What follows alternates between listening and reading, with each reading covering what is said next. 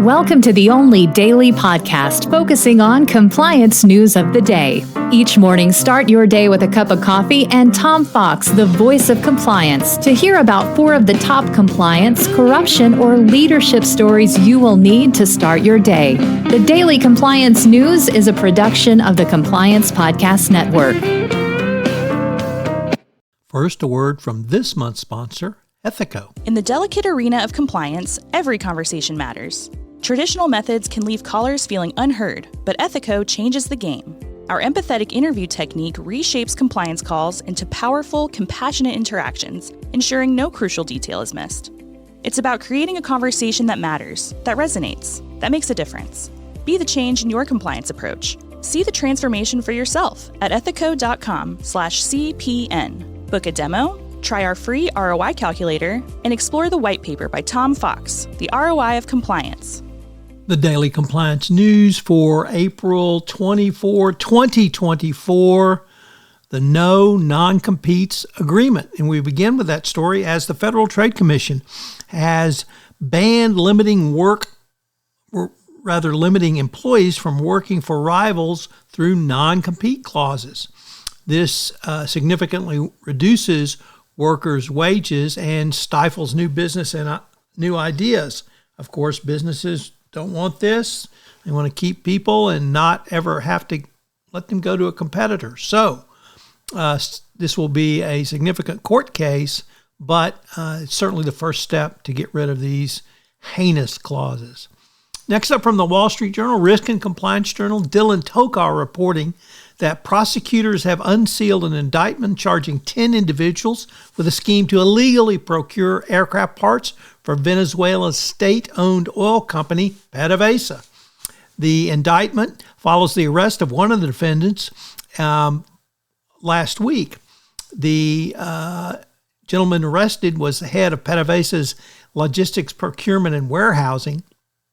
And the indictment stretches back to December 2021 when the defendants collaborated in a scheme to procure airplane parts.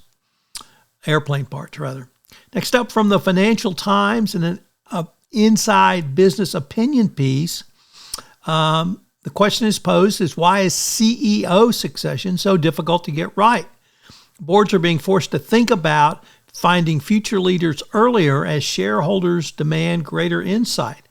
Of course, one of the big problems is that there's insufficient due diligence done on CEOs, and they're not taking a look at those who are being considered. They don't plan, they don't have a bench ready, and it's really something that companies need to spend a lot more time getting ready for.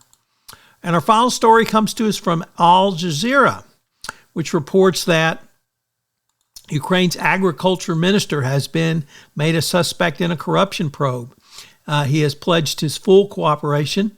It is a probe for a theft of land or a land grab from Ukrainian farmers and others by a large group of individuals. So corruption in Ukraine continues to be a problem, and we can only hope that President Zelensky is able to successfully fight this scourge going forward, because it's certainly going to impact EU membership, and it may impact NATO membership. Thanks so much for listening. We look forward to visiting with you again tomorrow on the Daily Compliance News. As I mentioned at the start of this podcast, this month's sponsor for the entire Compliance Podcast Network is Ethico. Have you ever wondered how to show the ROI of your compliance program? Have you struggled with the budgeting process, getting the funds you want for your compliance program? Well, I've partnered with Ethico to put together a white paper on the ROI of compliance, which shows you not only how to demonstrate ROI, but also how to speak finance when you're sitting across from the CFO with your budget proposals. Check out the website and get the white paper. The Daily Compliance News is a production of the Compliance Podcast Network and a proud member of C-Suite Radio. Thanks so much for listening. I hope you'll join me again tomorrow.